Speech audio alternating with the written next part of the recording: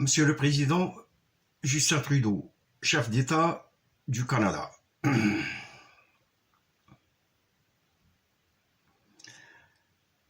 Avec tous les honneurs d'un simple citoyen marocain, je m'adresse à votre Excellence, à votre honneur, en tant que chef d'État d'un pays prospère, parmi les pays les plus riches du monde, le pays qui se porte parmi d'autres en tant que défenseur des droits de l'homme à travers le monde. Monsieur le Président, vous me connaissez très bien. Je ne sais pas. En tout cas, j'ai déjà essayé de vous contacter. J'ai eu cette chance et cet honneur de discuter avec vous par les médias, par Messenger. Et puis, je vous ai adressé deux vidéos. Le premier me concernant ma situation et mon altercation avec Marix, avec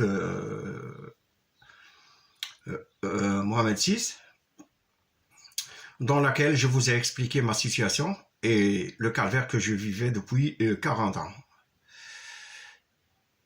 Le second, c'est concernant une citoyenne marocaine vivant au Canada, elle s'appelait Asma, si je me rappelle très bien, et qui vivait aussi de graves problèmes là-bas, au Canada, elle est victime d'une mafia, je ne sais pas, du domaine de l'informatique, du domaine de tout ce qui est du monde des affaires dans le domaine de l'informatique.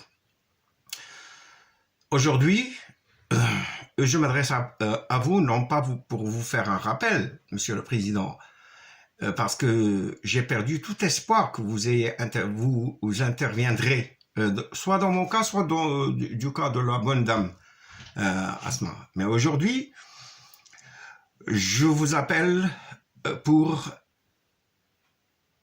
réveiller votre conscience concernant un problème qui incombe essentiellement à votre honneur, à votre réputation et à la réputation de votre pays, le Canada, qui se porte, comme je vous ai dit, en tant que défenseur des droits de l'homme. Alors, comme vous le savez très bien, que Mohamed VI a pété les plombs, c'est dans le jargon de la rue. Il a pété les plombs pendant ces 20 ans. C'est-à-dire, il a usé de tout son pouvoir pour commettre des abus contre le peuple marocain. Il a rempli les prisons. Aujourd'hui, les prisons sont pleines. Il a utilisé la loi de la lutte contre le terrorisme pour faire prosterner le pays et pour terroriser le peuple marocain et aussi pour faire du chantage pour les pays européens et les pays occidentaux en général. Et ça, cette réalité, elle est connue aujourd'hui, soit par les Nations Unies, soit par l'Interpol, soit par des États comme l'Allemagne. C'est avéré que le roi du Maroc a toujours utilisé ce moyen comme chantage pour l'Europe et pour l'Occident en général, pour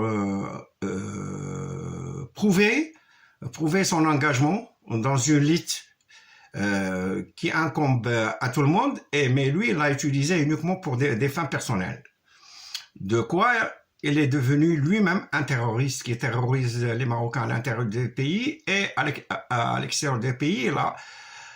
Il était l'auteur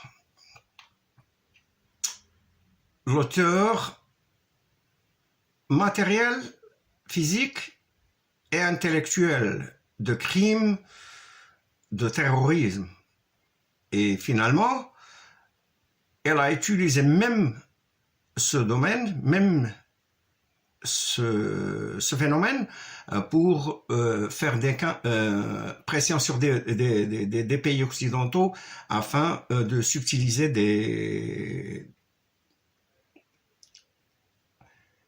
des intérêts politiques. Et le cas de l'Allemagne fédéral n'est pas loin.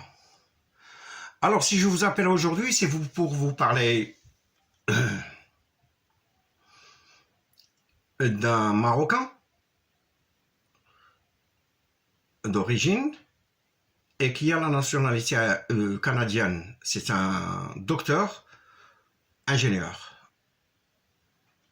Je crois que son nom c'est un certain monsieur Mohamed Chkili Idrissi, qui est actuellement en détention forcée. Et si je le défends aujourd'hui, si je parle de lui aujourd'hui, parce qu'il n'a personne pour parler de lui. Il n'a été défendu par aucun clan marocain, que ce soit politique, que ce soit tribal ou autre. Alors, en tant que citoyen marocain, je me suis vu dans l'obligation d'évoquer son cas du moment que personne ne parle de lui. Aujourd'hui, les prisons sont pleines au Maroc et ces gens qui ont été détenus, c'est pour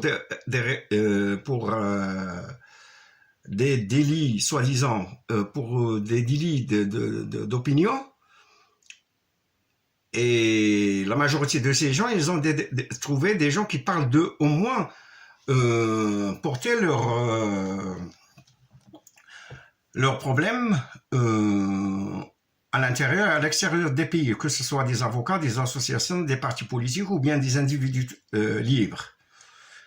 Mais cet homme, personne n'a parlé de lui. Ça fait un an qu'il a été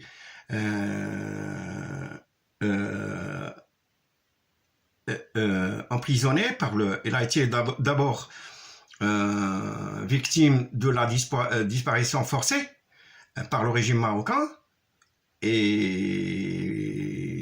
on n'a pas de nouvelles de lui.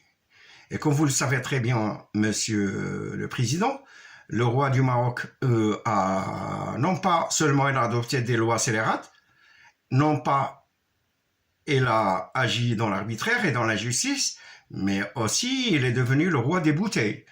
Ben, si vous ne connaissez pas c'est quoi la bouteille marocaine, je vais vous l'expliquer, monsieur. Quand on arrête une personne pour délit d'opinion, la première des choses qu'on lui fasse faire, c'est le défoncer, défoncer le cul par une bouteille.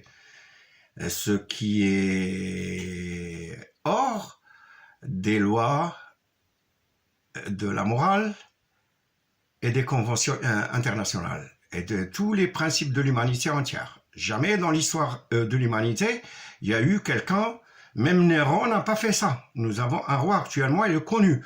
C'est pour cela que moi, personnellement, et tous les gens, tous les Marocains, qui ont la libre pensée, c'est-à-dire des libres penseurs, et qui luttent contre ce despotisme absolu au Maroc, ou bien seulement il y a des gens qui ont parlé seulement de leur droit à la vie, c'est-à-dire ils réclament seulement un travail, un logement, un hôpital, une école, ils ont subi le même sort.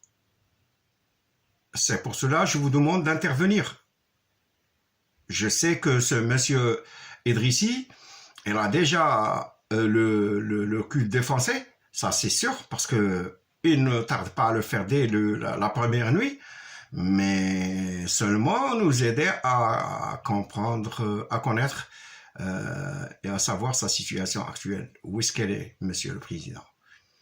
Monsieur le président, si je vous ai adressé la parole aujourd'hui, c'est parce que vous êtes normalement chef de l'État du Canada et normalement vous êtes censé protéger tous les citoyens canadiens. Et cet homme, c'est un Canadien. Je vous ai dit, c'est un Canadien. Il est rentré au Maroc. D'abord, il n'a pas été bien reçu en tant que citoyen, vu que ses compétences rares. Je crois que c'est le premier Marocain qui possède ce genre de diplôme, c'est-à-dire informaticien, docteur informaticien dans le domaine médical. Et vu qu'il n'a pas su euh, trouver un job au sein de l'État, donc il a, voulant servir son peuple, parce que pour lui, et pour le peuple canadien et le peuple marocain sont, il appartient à ces deux peuples. Donc lui, pour lui, revenir au Maroc, aider le peuple marocain, relève de sa conscience et de son devoir.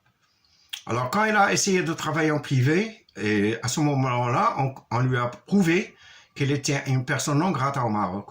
Donc on a fait tout pour lui mettre le bâton dans les roues, hein, afin qu'il n'exerce pas son métier. Alors, en tant que chef d'État, Monsieur le Président, vous savez que pour obtenir la citoyenneté canadienne, il faut passer un serment, je crois. Il faut passer un serment. Alors, un serment qui oblige ce citoyen à défendre les intérêts du Canada partout dans le monde.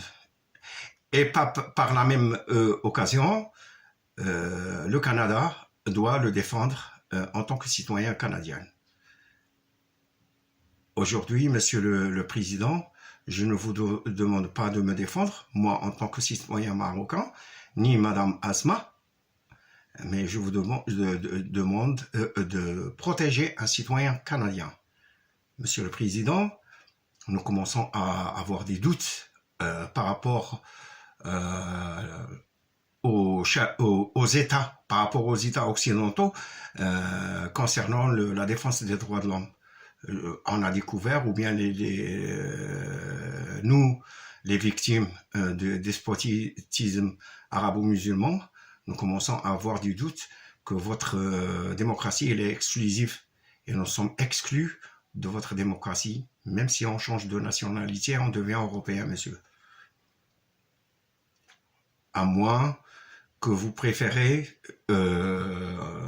exporter vos lentilles au Maroc au lieu de porter assistance à un citoyen canadien actuellement qui vit dans les ténèbres ou aucune information à son sujet. Donc je veux vous rappeler, monsieur, que je ne sollicite pas votre générosité pour le faire, mais pour vous rappeler que vous êtes obligé de le faire. Je vais vous donner un exemple concernant la loi. D'abord, la loi, qu'est-ce qu'il dit? Les constitutions dans le monde, qu'est-ce qu'ils disent? Quiconque pouvant empêcher par son action immédiate, sans risque pour lui ou pour les tiers, soit un crime, soit un délit contre l'intégrité corporelle de la personne, s'abstient volontairement de le faire, est puni de 5 ans d'emprisonnement et de 75 000 € d'amende. C'est-à-dire que ça, c'est une loi européenne. Et je sais que votre constitution ne diffère pas de la loi européenne, de la loi universelle. Je crois qu'il y a un article dans votre constitution qui dit la même chose, surtout en tant que responsable, en tant que chef d'État. Je vous rappelle aussi que dans le Holy Bible, il a été aussi maintenu que les gens les bons samaritains, les bons croyants sont obligés d'aider les gens en danger, notamment quand ils sont